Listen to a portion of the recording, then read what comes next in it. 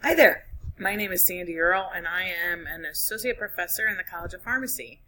I am looking forward to meeting some of you. I don't know everybody that's in the class, but I have met most of you, and I think it's going to be an interesting and fun way to learn about this subject. I teach mostly pharmacokinetics, but I've taken on an assessment role in our college, so I don't teach as much as I used to or that I'd like even, but I realize that this media is, I think, very important for the future of education, so I want to get better at it. So thank you for allowing me this chance to learn with you all. A little bit about myself. I live in Bowling Green.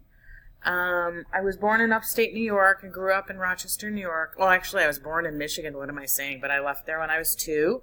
My dad was at Michigan State, so I was born in Lansing. Grew up in Rochester, New York, and went to college at Ohio Northern to get my pharmacy degree. I met my husband there.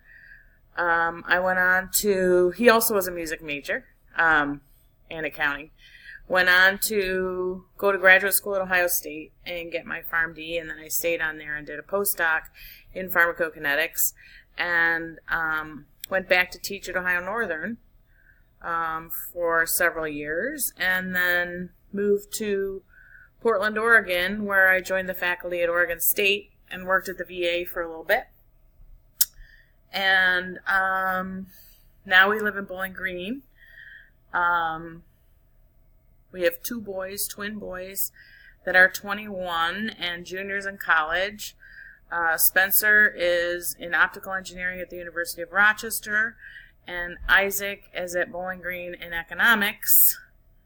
And my husband is actually the president of Bowling Green State University, so that keeps us very busy, and it's a really interesting experience and has been a lot of fun. So we get to live in this beautiful house that I'm in right now, which is the university's house.